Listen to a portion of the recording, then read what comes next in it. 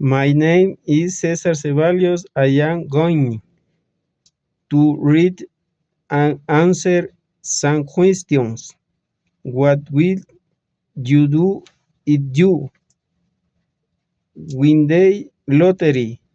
I will take a trip. If you have COVID-19, what will you do?